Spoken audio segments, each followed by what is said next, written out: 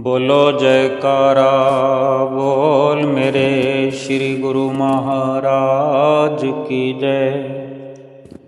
सभी गुरुमुख प्रेमियों से सप्रेम जय सच्चिदानंद। एक व्यक्ति ने एक फूल से कहा कि कल तो तुम मुरझा जाओगे, आज तुम बड़े मुस्कुरा रहे हो, लेकिन क्यों? कितनी देर मुस्कुराओगे? जब तुम कल मुरझा ही जाओगे तो फिर क्यों मुस्कुराते रहते हो? तुम फिजूल में ही ये ताजगी किसके लिए लुटाते रहते हो? फूल जो है चुपचाप सुनता रहता है। इतने में उस व्यक्ति ने देखा एक तितली आई, फूल के पास मंडराई, फूल का आनंद लिया और फिर उड़ गई। फिर एक भंवरा आया, फूल को गुनगुनाकर एक गाना सुनाया, फूल की कुछ सुगंध बटोरी, फिर आगे निकल गया। इतने में एक मधुमक्खी आई, एक पल के लिए भिन भिनाई, फूल से फूल का पराग समेटा और फिर झूमती गाती हुई आगे निकल गई। एक बच्चा खेलते हुए आया, खेलते खेलते फूल का स्पर्श किया, फूल को स्पर्श करके सुख महसूस किया, उसका रूप लावण्य निहारा। उस मुस्कुराते फूल को देखकर बच्चा मुस्कुराया और फिर से खेलने में लग गया। इतना सब वो व्यक्ति देख रहा है। इतना सब होने पर फूल जो है उस व्यक्ति से बोला, मित्र, पल भर को ही सही, पर मेरे जीवन ने कितनों को सुख दिया अभी तुमने देखा। तुम्हारे ही सामने कितने लोगों को मुझसे खुशी प्राप्त हुई, सुख प्राप्त हुआ। क्या तुमने भी कभी ऐसा किया? तुम्हारे कारण कोई सुखी हुआ? तुम्हारे कारण किसी को आनंद प्राप्त हुआ?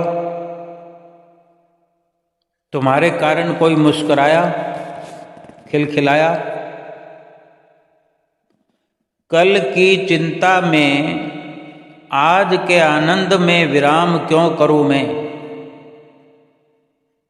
मिट्टी ने जो रूप, रंग और रस और गंध मुझे दिया है, उसे बदनाम क्यों करूं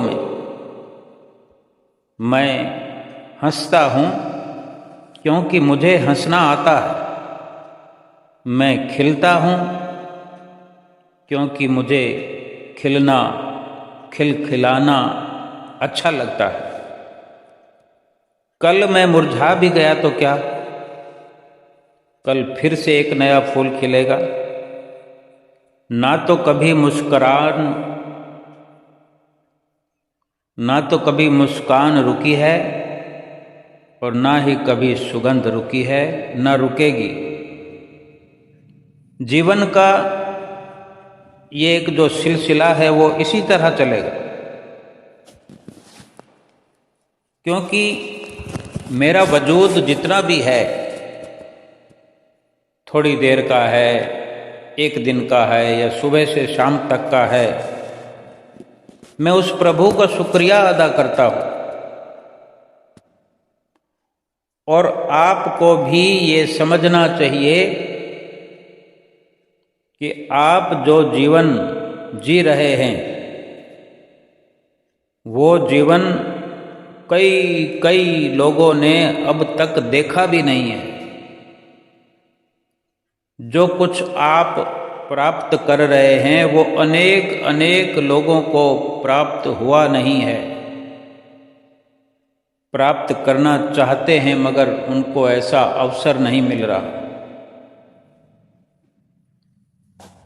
मेरा तो यही मत है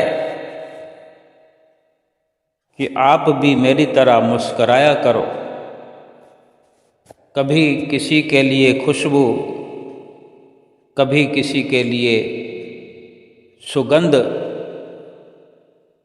और कभी किसी को गुनगुना कर सुनाया करो। किसी की खुशी किसी का आराम बन जाया करो।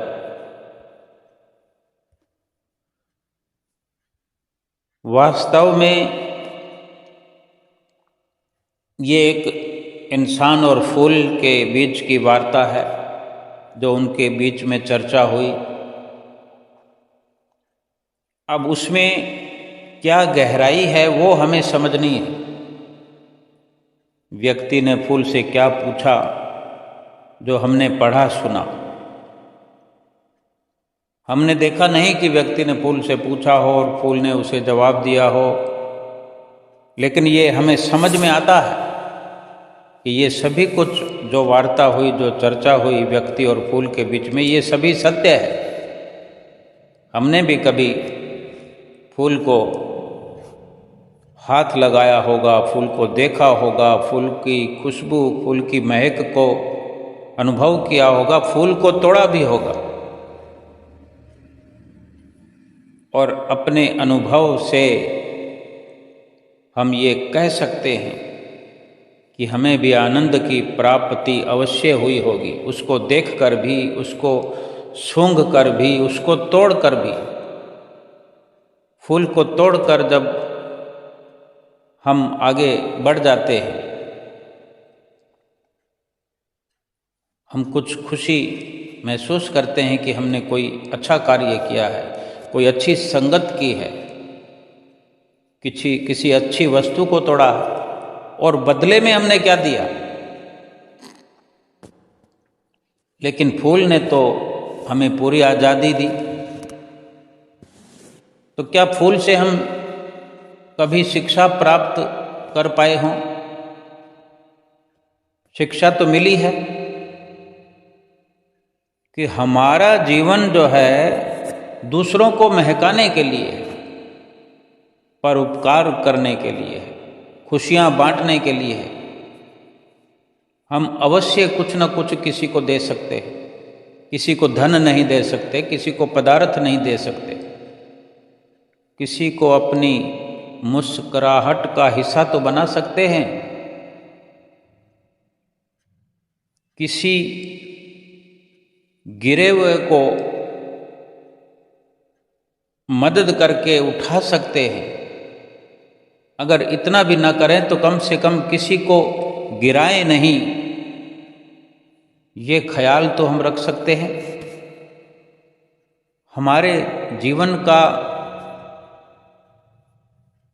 एक लक्ष्य है, मकसद है। एक से बढ़कर एक हमारे जीवन का मायने है। जितना जी चाहें हम परमार्थ कर सकते हैं। कोई उसकी गिनती नहीं है, कोई लिमिट नहीं है, कोई दायरा नहीं है, कोई हद नहीं है।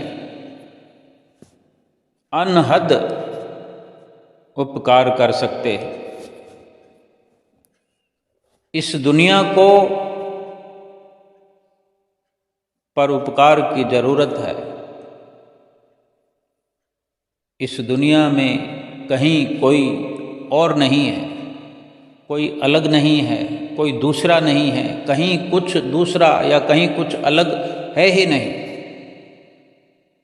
अगर हम समझ सकें तो हम जहाँ भी देखेंगे, जिसको भी देखेंगे, जिस रूप में भी देखेंगे, वो हमसे अलग नहीं है। अलग तो हमारे विचार हैं। फिर भी इस सोच और विचार से बढ़कर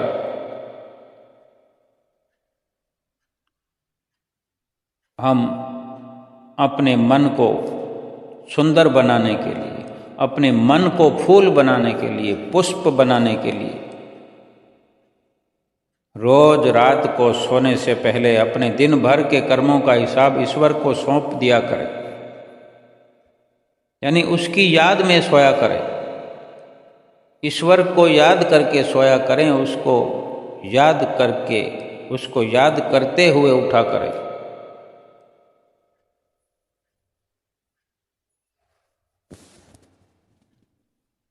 हमारे श्री परमहंस अवतार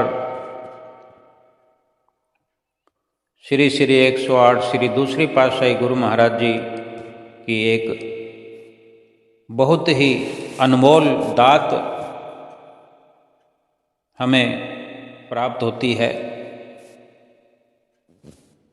उनकी अनमोल मधुर वाणी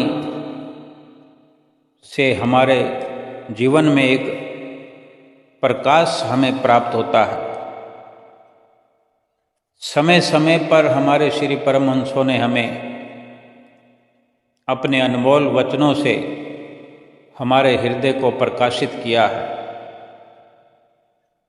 अभी कुछ दिन पहले ही श्री हुजूर सतगुरु दाता दीनदयाल महाराज जी छठी पातशाही जी ने भी श्री दर्शन हाल में वचन फरमाए थे कि सतगुरु के जो वचन हैं वो रोशनी है, वो प्रकाश है। सतगुरु के वचनों की रोशनी में जो चलता है वो हर कदम सफलतापूर्वक आगे बढ़ता है। सतगुरु की वचनों रूपी रोशनी में जो भक्ति का सफ़र करता है, आत्मिक सफ़र करता है, आध्यात्मिक सफ़र करता है, बिना डगमगाए, बिना लड़खड़ाए, बेखौफ भक्ति की राह में आगे बढ़ता जाता है। श्री गुरु महाराज जी ने फरमाया कि साध संग में चांदना, सकल अंधेरा और सहजो दुर्लभ पाइए, सत संगत में ठोर। कि संतों महापुरुषों के वचनों में ही प्रकाश है, चांदना है, बाकी सारा संसार जो है अंधेरा है। तो अंधेरे का मतलब ये नहीं है कि कोई रोशनी नहीं है, कहीं बल्ब नहीं जगता हो, ट्यूबलाइट नहीं जगती हो। बड़ी बड़ी लाइटें जलती है, सड़कों पर हम देखते हों, चौराहों पर कितनी बड़ी बड़ी सर्च लाइटें जलती है। जगह जगह मीनारों पर रोशनी की मीनारें हैं, खंभों पर बड़ी बड़ी मरकरी लाइट जलती है। घरों में कितना उजाला, कितनी रोशनी हुआ करती है, हम अनुभव कर सकते हैं। लेकिन महापुरुष क्या समझाना चाहते हैं कि सकल अंधेरा, और इतने प्रकाश होने पर भी अंधेरा क्यों कहा है? कि उनके हृदय में अंधेरा छाया हुआ है और भक्ति का सफ़र हृदय से शुरू होता है। भक्ति का सफ़र हृदय के अंदर अंदर होता है।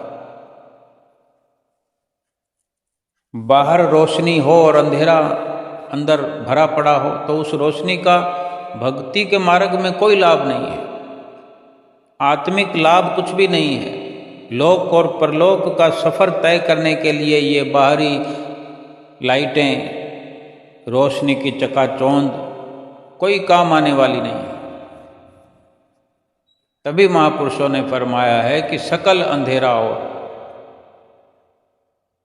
संसार के काम काज करने में जहाँ इतनी रोशनी की ज़रूरत पड़ती है, चांदने की ज़रूरत पड़ती है, तो क्या भक्ति का सफ़र करने के लिए हृदय के अंदर प्रकाश की ज़रूरत नहीं है? वो प्रकाश होता है महापुरुषों के वचनों में, और महापुरुषों के वचनों का जो प्रकाश है, उसी प्रकाश के अंदर ये जीव भक्ति का सफ़र कर सकता है। जिनको मिला है, जो ये सफ़र कर रहे हैं सतगुरु के वचनों की रोशनी में, वो अपने लोक और परलोक को सुखी कर रहे हैं। बाकी चाहता तो कोई नहीं है अंधेरे में चलना, लेकिन फिर भी चल रहे हैं, ना चाहते हुए भी चल रहे हैं, क्योंकि समझ नहीं है, पता नहीं है। क्योंकि सहजो दुर्लभ पाइए सत्य संगत में ठोर। संत सहजो बाई जी के ये वचन हैं जो श्री गुरु महाराज जी ने याद दिलाए कि संत सहजो बाई जी कथन करती हैं कि सहजो दुर्लभ पाइए, कि ये जो अवसर है बड़ा दुर्लभ है, बड़े भागों से मिलता है। सत्संग और सत्संगत बड़े भागों से मिलती है। जब संतों महापुरुषों की संगत मिलती है, सत्संग मिलती है, तभी तो सतगुरु के वचनों की रोशनी भरा प्रकाश हृदय में प्रवेश करता है। फिर जीवन में ठोकरें खाना, बार बार गिर जाना, भटक जाना, राह भटक जाना, अंधेरे में तो यही होता है। अगर बाहरी अंधेरा कहीं पर हो और हम शारीरिक सफ़र कर रहे हों, अंधेरे के अंदर कितना खतरा बना रहता है गिरने का, गिर जाने का, चोट लग जाने का, कोई अंग भंग हो जाए, कितनी मुश्किल हो जाती है। देखो अस्पतालों में जहाँ भी हम जा कर के देखते होंगे, कभी अवसर मिलने पर कोई टूटा फूटा पड़ा होता है, पूछने पर पता चलता है कि मैं इस प्रकार से गिर गया, मैं इस प्रकार से गिर गया, वहाँ अंधेरा था, वहाँ खड्डा था, अंधेरे के कारण गिर गया, मैं वाहन से टकरा गया, चोट लग गई, अब इतने महीने लगेंगे या इतने साल लगेंगे। जिंदगी का जो सुखद अनुभव है वो तो सही सफ़र करने पर ही, रोशनी में सफ़र करने पर ही हो सकता है। बाकी तो अंधेरे में सफ़र करने वाले जहाँ तहाँ दुखी नज़र आते हैं। किसी को कोई दुख है, किसी को कोई दुख है। ऐसे ही हृदय में भी अगर प्रकाश नहीं है तो बिना भक्ति की राह पर चले ये मन दुखी है, मन भटकता है, जीव को भटकाता है, लेकिन मन स्वयं भी तो दुखी है। अक्सर हम कहते हैं मेरा मन दुखी है, मेरा मन अच्छा नहीं है, मेरा मूड ठीक नहीं है। यही कारण है, जब तक संतों महापुरुषों की संगत नहीं मिलती, उनके वचनों की रोशनी नहीं मिलती, उनके वचनों की रोशनी में चलने का अवसर प्राप्त नहीं होता, तब तक यही दशा इस जीव की जीवन भर बनी रहती है। हमारे महापुरुषों ने तो हमें ऐसा अवसर प्रदान किया है। दूसरी पातशाही गुरु महाराज जी की ये सुंदर अनमोल वचनों की दात हमें प्राप्त हो रही है कि एक बार श्री गुरु महाराज जी से वक्त की मांग करके एक महात्मा जी ने, जो वास्तव में पहले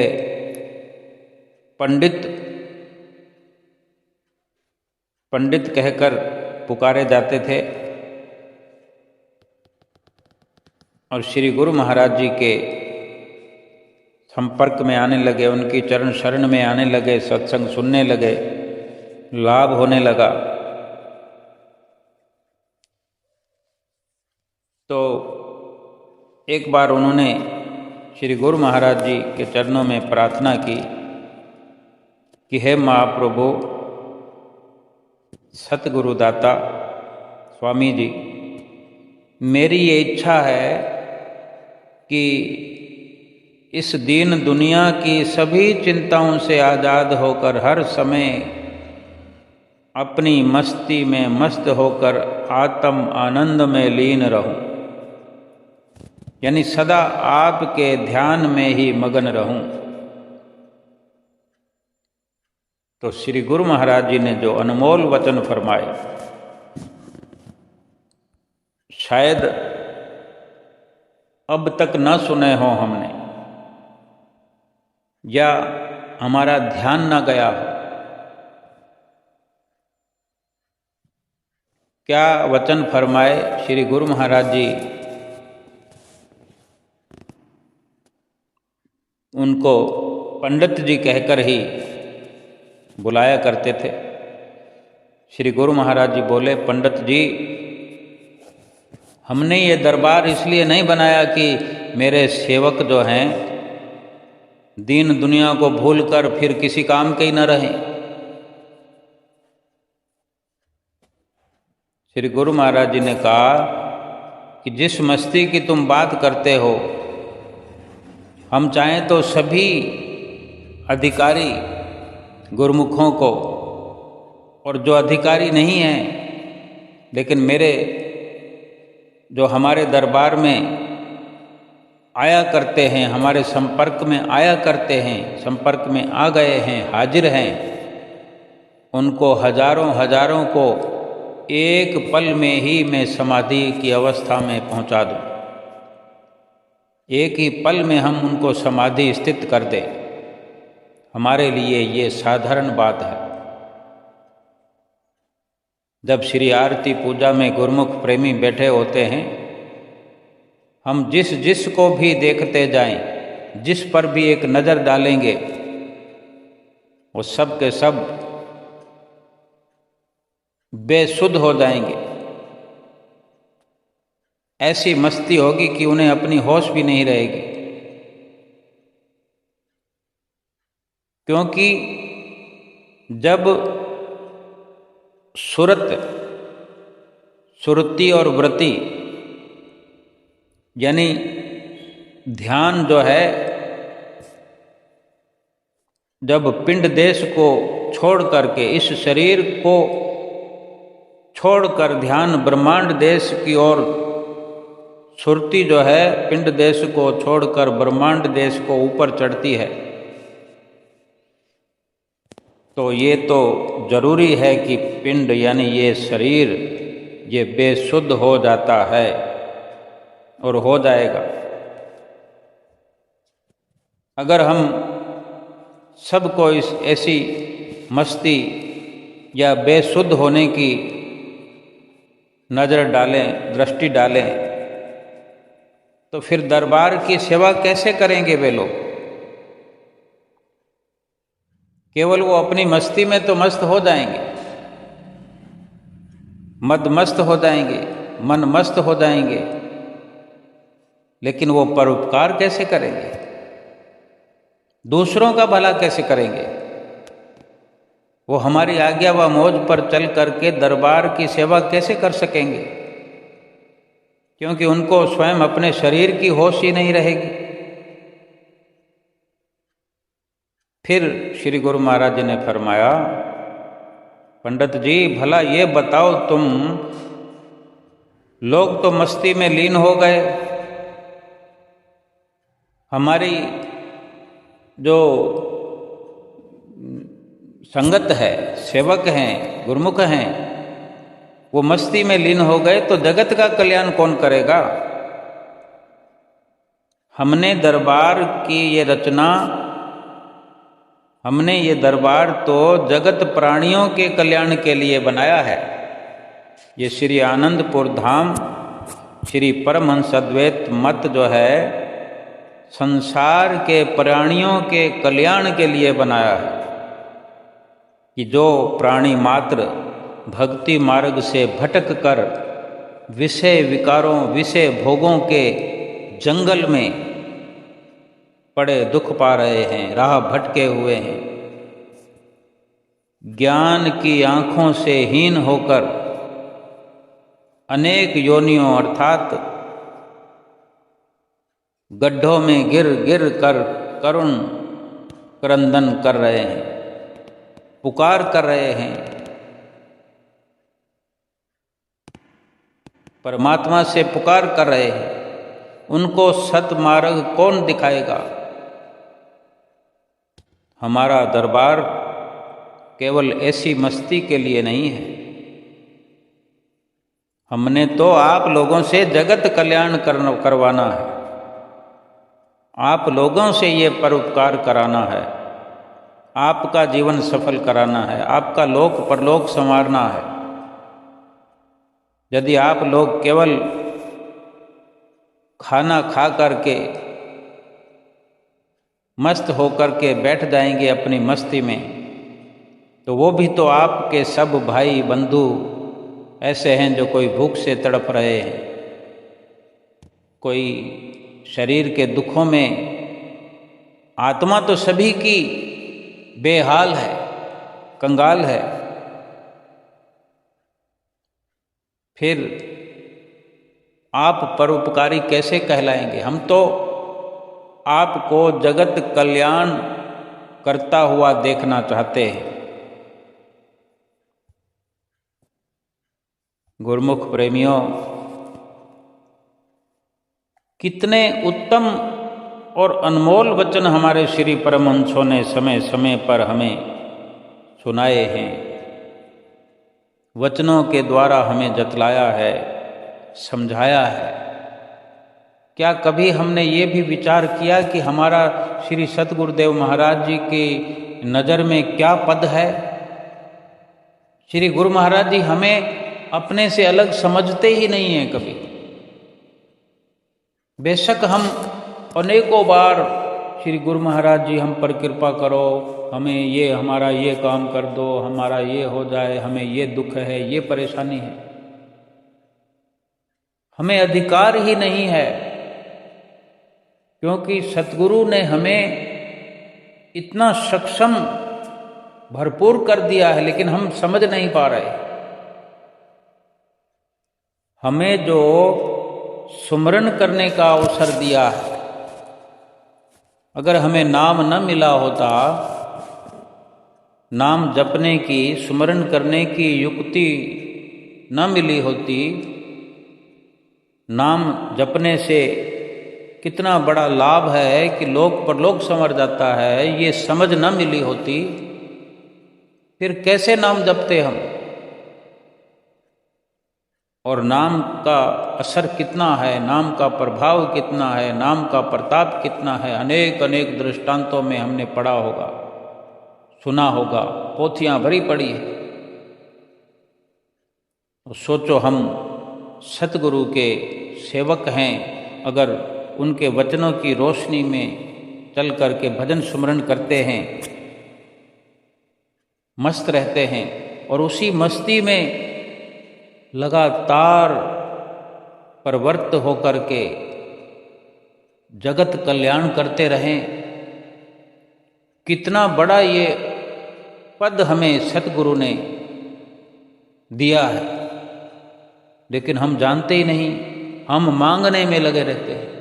हमें तो देने वाला करार दिया है, हम स्वयं दे सकें किसी को खुशी दे सकते हैं, किसी को सत्संग के द्वारा पथ भ्रष्ट हुए किसी प्राणी मात्र को हम राह दिखा सकते हैं। सतगुरु के वचनों का ही सहारा लेकर के हमने परोपकार करना है, किसी को रुपया नहीं देना, किसी प्रकार की कोई जान की बाजी नहीं लगानी। केवल इस जुबान से सुंदर वचन सतगुरु के सुना दें, सतगुरु की कोई लीला सुना दें,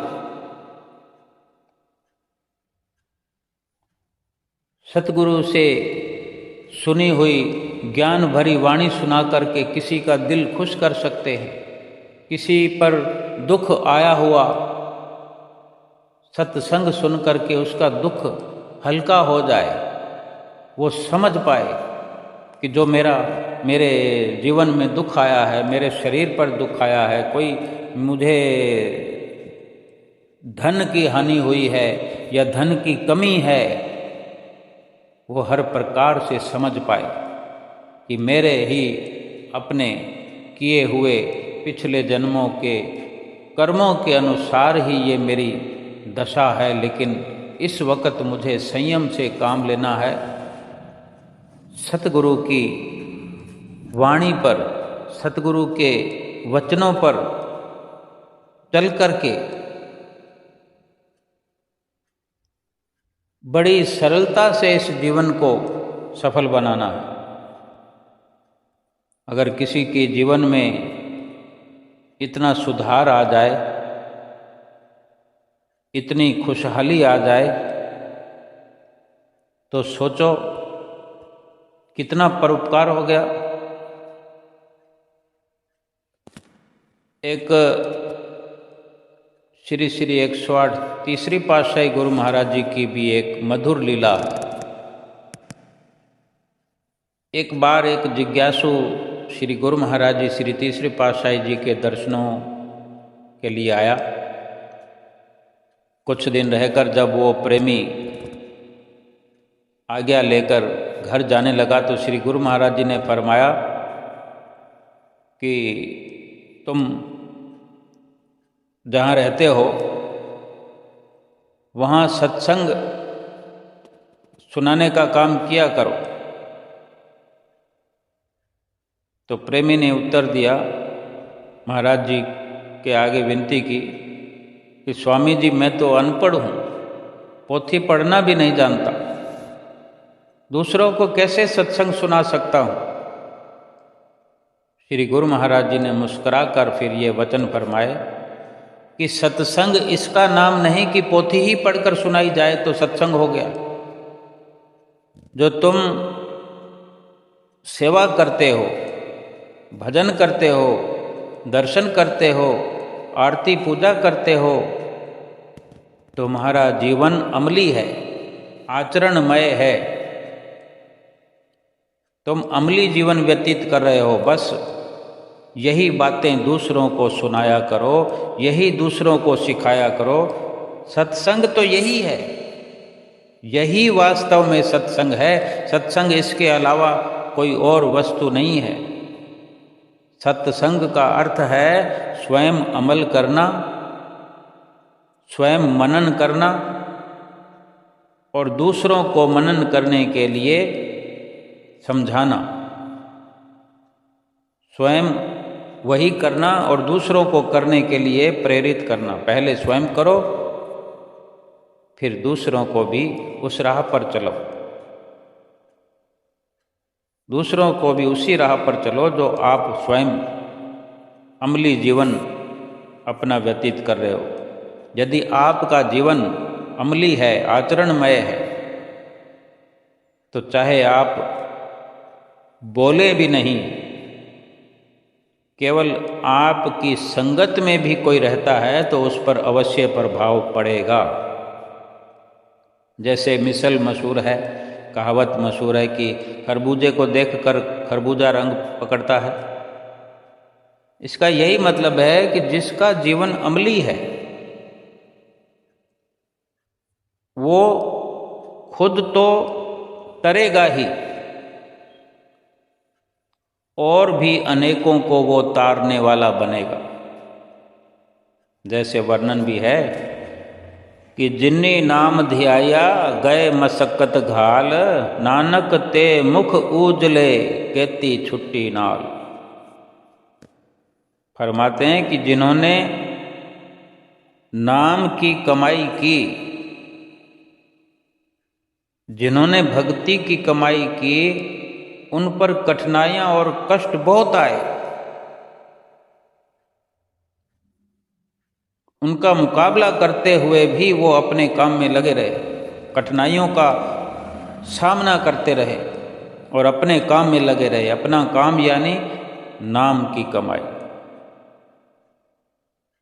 इस दुनिया में अपना पेट पालने के साथ, अपने परिवार को पालने के साथ, संसार की जिम्मेदारियां, संसार का व्यवहार करते हुए नाम की कमाई के रास्ते पर आगे बढ़ते रहे। परिणाम क्या हुआ कि उनका मुख इस लोक में भी और परलोक में उज्जवल हुआ। इस लोक में भी कीर्ति छा गई वे खुद भी तर गए और कई लोग उनकी संगत में आगे आकर के तर गए। अब हम बड़ी सरलता से विचार कर सकते हैं कि अगर हम भक्ति की राह पर चल रहे हैं तो हम अनुभव करते होंगे बड़ी कठिनाइयां आती हैं, बड़ी मुश्किलें आती हैं।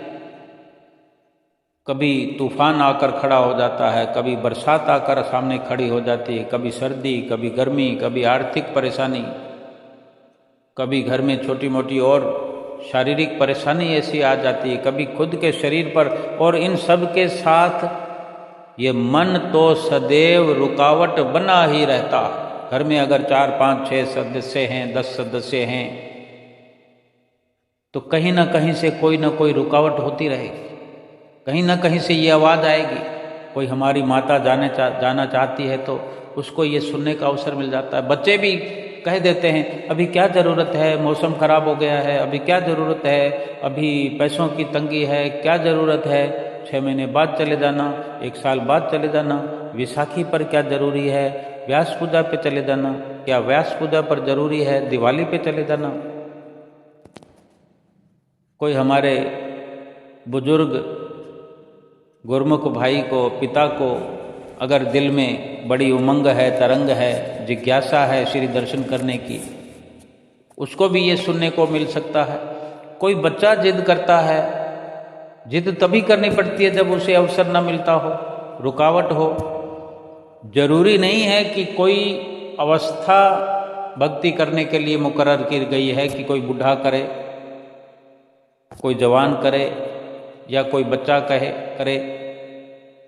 हर किसी के अपने संस्कार हैं। जो भक्ति के संस्कार लेकर आया है उसके अंदर भक्ति का बीज बोया गया है, पिछले जन्मों से बोया गया है। जाने कितने जन्मों से भक्ति के संस्कार लिए हुए, भक्ति के विचार लिए हुए चलता चला आ रहा है। और इस जीवन में भी पिछले संस्कारों के अनुसार जो अवसर मिला है, आज भी कठिनाइयां सामने आएंगी। कठिनाइयों के बिना सफलता का मजा भी नहीं आता।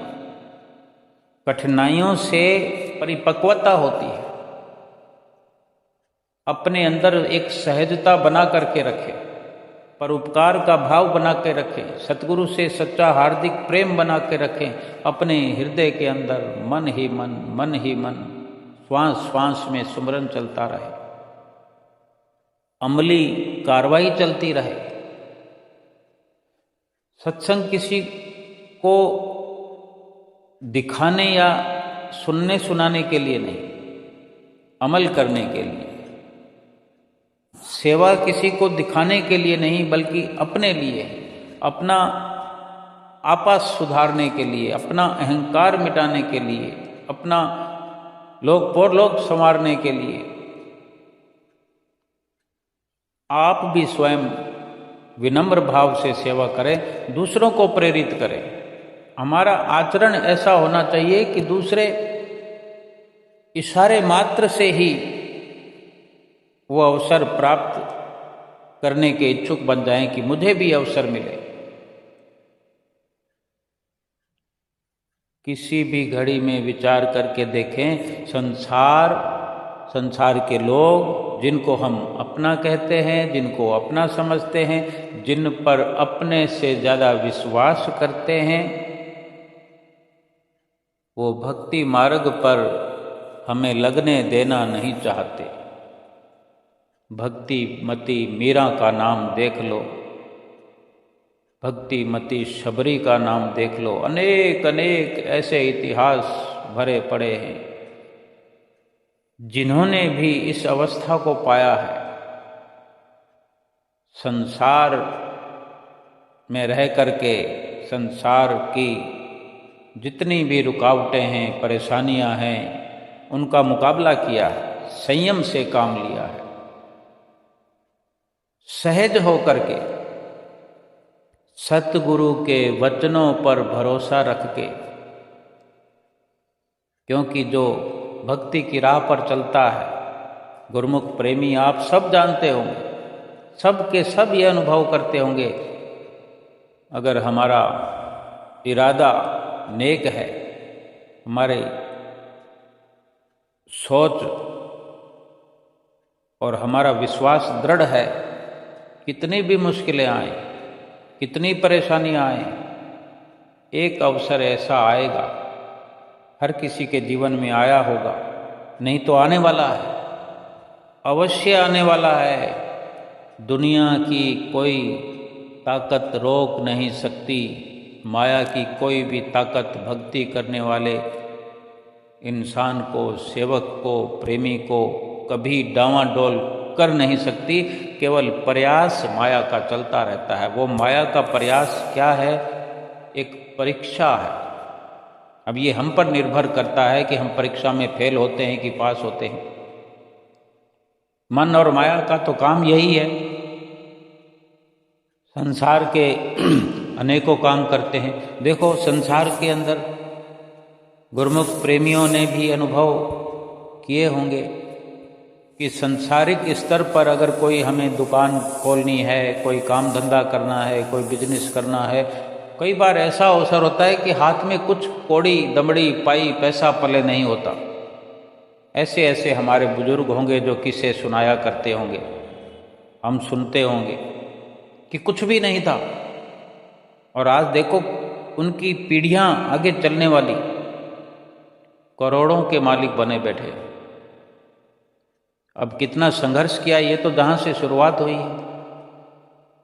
अब हमारे जीवन में भक्ति की राह पर अगर हम चल पड़े हैं तो इसी प्रकार आज का संघर्ष शुरू किया हुआ, इस जन्म में जितनी भी सफलता हम प्राप्त करना चाहें वो सफलता हमें प्राप्त होगी। और फिर बची खुची जो कसर है वो हमारे श्री परमहंस दयाल महाराज जी है ना, पूरी कर देंगे। अंतिम श्वास में हर सफलता के राज हमारे हृदय में भर करके श्री परमहंस दयाल महाराज जी अपने साथ, अपने धाम में, अपने निज धाम में हमें लेकर के जाएंगे और बाकी की भक्ति फिर अपने साथ रखकर फिर इसी प्रकार जैसे हम आज श्री दरबार में श्री आनंदपुर धाम से जुड़े हैं, श्री परमहंस दयाल महाराज जी से जुड़े हैं, श्री परमहंसों से जुड़े हैं, आज श्री आनंदपुर में आते हैं, जाते हैं। हम जाते हैं, कभी 15 दिन लगा कर आते हैं, कभी महीना लगा कर आते हैं। मन कैसे भागता है। घर में 10 लोग हैं तो 10 के 10 लोगों का तो मन ऐसे भागता नहीं है। हर किसी की तकदीर, हर किसी का प्रारब्ध, हर किसी के संस्कार अलग अलग हैं। घर के मुखिया अगर माता है या पिता हैं, वो आरती पूजा करते हैं तो हो सकता है बच्चे उस तरह ना करें, लेकिन मत्था तो टेकते ही हैं। कुछ ना कुछ तो संस्कार उनके भी हैं, कम या ज़्यादा हो सकते हैं। समय जैसे जैसे जैसे परिवर्तित होता है, परिवर्तन होता है, वैसे हृदय में भी परिवर्तन होता है। हृदय के अंदर भी ये नाम का अंकुर जो फूटता है, देर सवेर इसका लाभ होता ही होता है।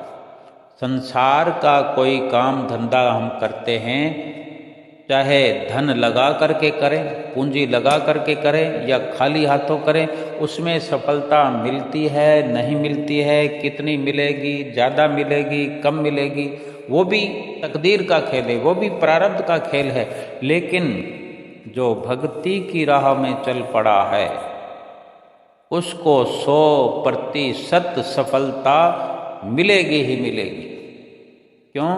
कि भक्ति की राह में खुद भगवान हमारे सन्मुख विराजमान हैं।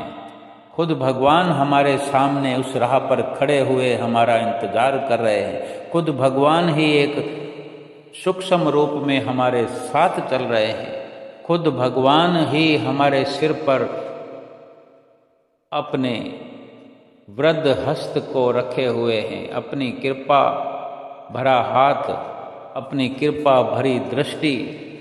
यानी कितना वर्णन करें। गुरुमुख प्रेमियों के लिए कुछ भी अधिक कहने की जरूरत नहीं, लेकिन फिर भी चर्चा में बने रहने की जरूरत अवश्य है। हमें अपने आप के लिए, अपने आप को संभालने के लिए, अपने आप को संवारने के लिए ही सही, लेकिन श्री गुरु महाराज जी का आशीर्वाद तो सबके साथ बना है। कौन किसको सुनाने वाला है, कौन किससे सुनने वाला है, कौन कहने वाला है और कौन सुनने वाला है। कोई दो नहीं है, कोई अलग अलग नहीं है कि सुनने वाला दूसरा है और सुनाने वाला दूसरा है। वही सुन रहा है, वही सुना रहा है। आत्मा ने सुनना है, आत्मा ने सुनाना है। परमात्मा हमारे साथ, हमारे सिर पर आशीर्वाद बन करके विराजमान है। हम सभी परमात्मा की एक संतान है, उस अंशी की अंश है। लेकिन ये समय हमारा सकारत तभी है कि सत्संग को सुने, समझें। जब जब भी श्री गुरु महाराज जी के वचन होते हैं, जब भी श्री गुरु महाराज जी के वचन सुनने का अवसर मिले, जैसे भी मिले, बहुत सारी बातें, बहुत सारे वचन ऐसे होते हैं जो एक बार में समझ नहीं आते तो 2 बार में, 3 बार में, हर बार में कोई ना कोई वचन जो है नए तरीके से समझ में आएगा। और हम अवश्य अपने आप से कहेंगे कि पहले तो ये समझ में नहीं आया, पूरा सत्संग सुनने के बाद भी ये चीज़ समझ नहीं आई, दूसरी बार सुना तो ये नई चीज़ सामने आई। तो ये अनेक बार ऐसा अवसर आता है कि हम जीव भूलनहार हैं। हमारे सतगुरु दाता दीनदयाल महाराज जी बख्शनहार हैं, बख्शते हैं, बख्श रहे हैं, भक्ति का धन बख्श रहे हैं, हमारे किए हुए पापों को बख्श रहे हैं, जितना हो सकता है बख्श रहे हैं। थोड़ा बहुत हमसे भुगतवा करके, बाकी तो ऊपर से ऊपर हमारे दुख दर्द सब मिटा रहे हैं, बख्शिशें कर रहे हैं।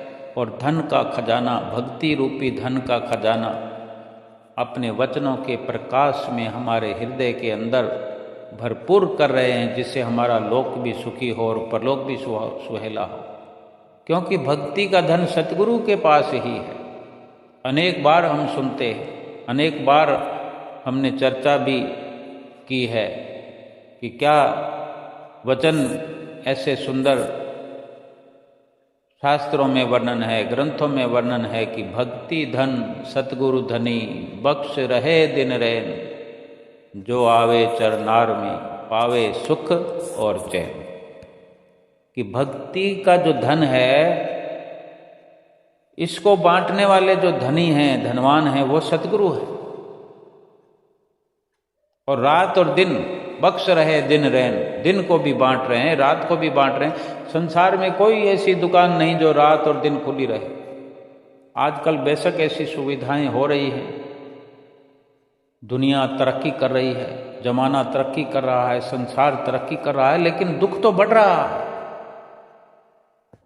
लेकिन जो इस तरक्की की ओर है, भक्ति की राह पर है, ये भक्ति के धन की दुकान आद जुगाद से 24 घंटों के लिए खुली रही है। जमाना, ये संसार आज तरक्की कर रहा होगा, कल भी तरक्की करेगा, तरक्की होती रहेगी। लेकिन ये तरक्की पहले दिन से, जब से सृष्टि की रचना हुई, पहले दिन से जब सतगुरु का अवतार हुआ, निराकार परमात्मा साकार रूप में सतगुरु बनकर जब से आए हैं, ये भक्ति की दुकान 24 घंटों के लिए खुली रही है। हम रात को 2 बजे उठ करके अगर भक्ति की प्राप्ति करने के लिए बैठें तो क्या मना है? या दिन में 2 बजे भक्ति की प्राप्ति करने के लिए बैठें, भजन सुमरन करने बैठें, ध्यान लगाने बैठें, सेवा में लगें। हमें सेवा के लिए कहीं जाना थोड़ी है कि भाई इस वक्त तो सेवा नहीं होगी, बेशक ना हो, लेकिन हम अपने भीतर सेवा करने के लिए तत्पर हो जाएं, तैयार हो जाएं, तो कौन मना करेगा? हम उठकर भजन करने बैठ जाएं, सुमरन करने बैठ जाएं, अपने समय का सदुपयोग कर रहे हैं, तो क्या ये शरीर नहीं लगता? अगर सेवा करने कहीं जाएं, वहाँ पर मन ना लगे तो मन के बिना तो मुश्किल हो जाएगी। और भजन सुमरन करने कभी भी बैठ जाएं, उसमें मन कोई तो लगाना है। मन को जिसने लगा लिया उसकी सेवा भी हो गई, सत्संग भी हो गया, दर्शन भी हो गया, ध्यान भी हो गया, आरती पूजा भी हो गई। श्री गुरु महाराज जी के वचनों की रोशनी में चलते चले जाएं। श्री गुरु महाराज जी ने बहुत बड़ा हमें पदाधिकारी बनाया है, बड़ा ऊंचा कद, बड़ा ऊंचा पद दिया है। उनका हर वक्त शुक्राना करते हुए अपने हृदय के अंदर भक्ति की दौलत को भरपूर करते जाएं और उनके चरणों से हमारी सुरती जुड़ी रहे, तभी सुख और चैन हमें हर वक्त मिलेगा। जो आवे चरनार में पावे सुख और चैन। बोलो जयकारा बोल मेरे श्री गुरु महाराज की जय।